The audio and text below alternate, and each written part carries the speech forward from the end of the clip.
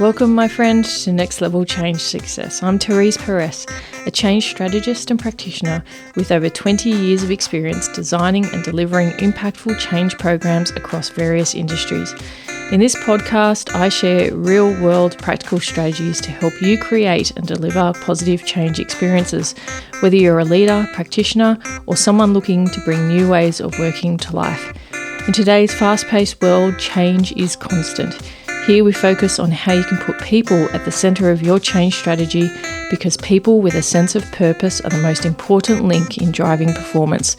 So if you're ready to create meaningful change and achieve all the success that comes with it, keep listening. Together, let's change the conversation and take it to the next level. Hello. Welcome to another episode of Next Level Change Success. My name is Therese, and I'm the founder of myvirtualchangemanager.com. I'd like to acknowledge that I am recording on Tharawal country and pay my respects to the traditional owners and custodians on the land on which I am recording, and to elders both past, present and emerging. Today we're talking about change from the bottom up and having a bottom-up approach to change. And it's a real temptation to do this when you are not getting traction with leaders or leadership. There's a couple of different factors as to why that might be happening. I want to talk and reflect a little bit about my own experience and journey in the change space when being more of a junior employee in the hierarchy of things. And sometimes that's also associated with when you're brought in to manage change on a project. And you may not have access to senior levels. You may not have access to influence, leadership. And there's a couple of things that I would say if you're in this position and you're early in your career and you've been assigned a project and leadership doesn't have much time. However, you need to understand the landscape in which you're operating, and there's normally an access point to leaders, which would be your subject matter expert who has access to leadership, and so therefore they are the conduit, the channel, the link, working closely with them and talking to them about what the leader might need to make decisions on, and be okay and comfortable with that subject matter expert being the key connector to leadership is something that you learn over time, especially if you're new in this. Then as you graduate through the ranks, really, I guess, of hierarchy, because you might go from change manager or change analyst to change manager to change lead, then possibly change practice manager. You could be change program or change director, where you have more access to leadership over time. One of the things I noticed with change throughout my career, which may apply to you depending on how long you've been doing it, is you get to know business. So definitely you come from your different discipline, could be HR, could be communications, could be operations, and you've come into a change role, you're learning the change framework, you're learning how to apply it. And really the biggest difference is your ability to navigate and understand business. So understanding levers in an organization, drivers, motivators, what's on people's scorecards is important to leaders. It's what they get paid.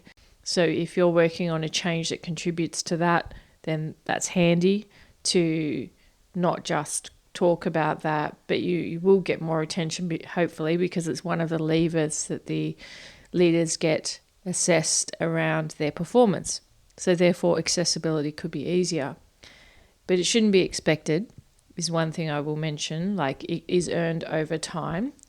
It is always more powerful if other people are supporting you and putting you in the space with the leaders, which is important that you do have airtime and talk to leaders about their role in the change, what you need from them.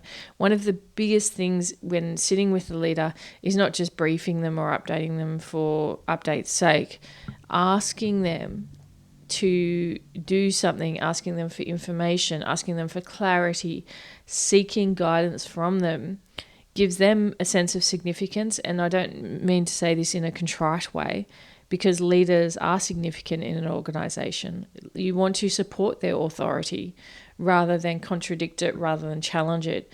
You want to build the trust with them that you respect their authority, whether you personally or morally respect the person or whether you agree with their approach.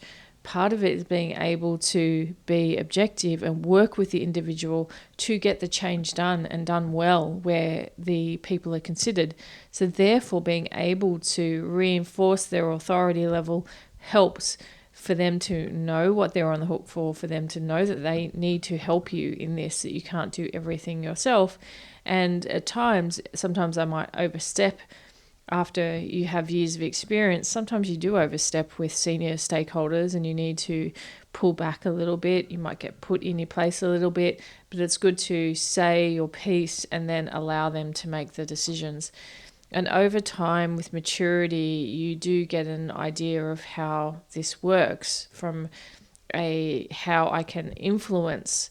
And if you're finding that you're not getting that leadership traction, so I've talked about ways in which you can improve that, but if you're still finding that you're not getting the leadership traction, there might be a couple of reasons for that. One may be that this piece of change has been almost delegated to the subject matter expert to get it done. And so you can work with those who are impacted and do value add activities for business areas where they may not initially see the benefit, but it's good to go and do so that you can give them a process that they never had before. You can get them to think about how they're connecting in with other business areas, and they may continue those meetings after you've gone into the wild blue yonder, after the change has been implemented, to maintain the connection. And that doesn't necessarily need senior leadership visibility. So there is a degree that you can do of bottom-up change. But if we're talking transformation, and this depends upon the size of the impact, and that I always talk about the importance of sizing the impact of the change. How many people are changing the way they do things, the technology that they're using, the processes, the policies, like how broad is this change? If it's enterprise-wide and it is business critical, or even if it's not business critical, really because it is enterprise-wide, you need leaders to be aware of it. And I think this is one of the things that most change people may struggle with, is they want, if it's enterprise-wide, they assume everyone understands that there needs to be a degree of leadership buy-in. Don't make that assumption. And don't default to, well, I'll do it from bottom up. I'll deal just with operational areas.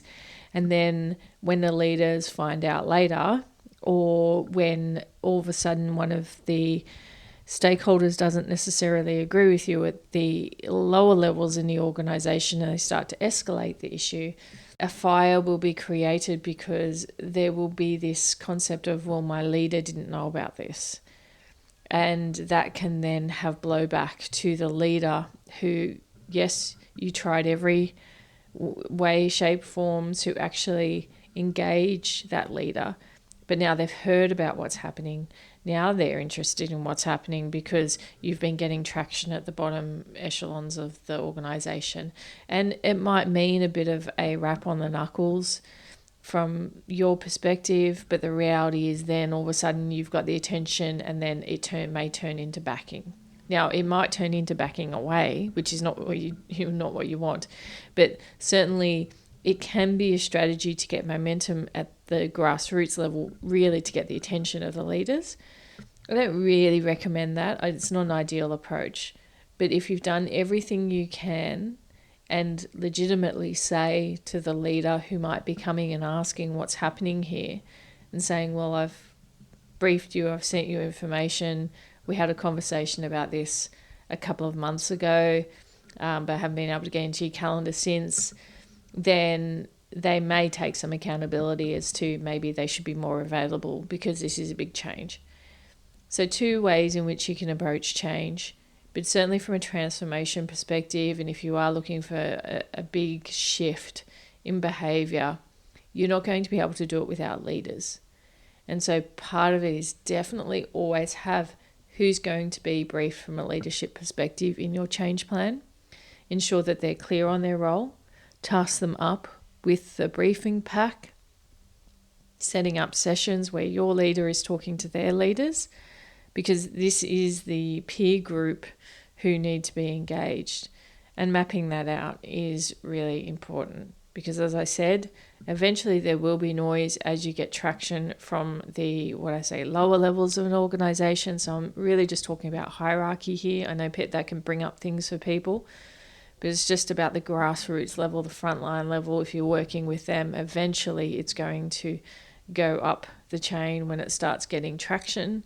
And at that point, you might have obstacles arise. At that point, you will want to make sure that all of the leaders that you have history of attempts to engage, attempts to try and get traction, keeping people informed, even in email format, to talk about, I have provided emails every month to keep you informed, those type of things. Sometimes it's about permission.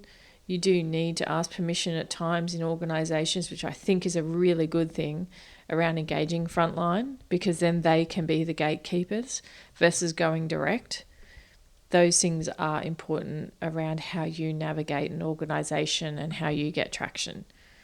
And definitely whether you're sitting in a corporate support service function and you're looking to introduce something into the front line, you want to engage respectfully their hierarchy, their engagement hierarchy, so that they understand. And then you also need to talk to them about how to engage the leaders across these different places. And if the engagement area for frontline staff is saying, don't worry about, just send it to all of the staff, I would really ask them to consider that we need a briefing with leaders first before team members find out about this, regardless of if it's good, bad, otherwise, when it comes to the change itself. And at times, and certainly early in my career, I was so hands-on from a change perspective. I was so in there. I was doing it all and almost not realizing the role of leaders early in my career. And this is very much around making sure that you're aware leaders are absolutely a foundation piece in any change plan. How are leaders engaged? How are they informed? Some may need to be consulted about that and how you can then go and engage their teams. Some may say, look, just go ahead, and not have an issue about you wanting access to their team. But the reality is you've respectfully asked, because they are the leader of that team. If you miss that step, and this can happen early in your career, it can also happen if you're in a corporate support service function and you think you could just go talk to other people's people, then you would be mistaken in that. And it can hurt the reputation of the change piece you're looking to introduce. It could mean that you can't go and engage your team for quite a while because you're in the naughty corner as a result of going directly to their team. So even if you haven't heard back from the leaders, get your leader to reach out to that leader if you haven't had any response. Don't hesitate in escalating that as a way of asking for support. And it's really interesting how people really do, from a behavioural perspective, and you might be in this camp as well, around have an aversion to escalation. I see escalation as an ask for support. Escalation is no, I want to dob on this person. And people definitely have the punitive relationship to when I say, well, how do we escalate this? And what I mean is, how do we ask for support? Who do we ask for support in leadership levels? Who's got the authority and who has the influence to try and get a different outcome? But if you never raise something, you never ask for support, you're never going to achieve what you want to. If you try to go grassroots up, it doesn't work. Top down, it doesn't have to be top, like from CEO down, depending upon the size of your impact. Find that entry point, but definitely always engage leadership. Bottom up change never works. You can agitate for attention from bottom up, absolutely, about awareness of a problem through that escalation and support ask process, but do not try and transform an organization from bottom up. It will never work. You need to have a multifaceted approach. You can agitate for change bottom up, absolutely. As I said again, I just want to reinforce this. I'm not saying that the frontline or grassroots people don't have a say. They absolutely do. You can pick up themes, and then you want to package those and have that as almost like a communication channel back up the line. But you will not sustain change by looking to change it at a frontline operational level. So if you're working on a change and you're thinking, I can't seem to get traction at the senior level, so therefore I'm going to go down to the front line, I'm just going to get it done. Please don't. Please pause. Think about the approach, put it into your plan to engage leaders at some level. Think about access points to senior leadership or to leadership to get your ask heard or your support requirement met, and then continue to proceed, because you will have better chance at your change being successful and it being sustainable. I hope you've enjoyed this episode. I hope it's given you a bit of reflection. If you're working on something and you were thinking about defaulting just to the get it done versus get it supported model, and come to my virtualchangemanager.com, join the newsletter, come to Instagram. We're on the Insta at My Virtual Change Manager, as well as on Facebook. So you can join those channels, come and follow me for more information. We're also on LinkedIn. And just remember that change matters, because you, your people, your team, your organisation, your purpose, it all matters. Have a great day.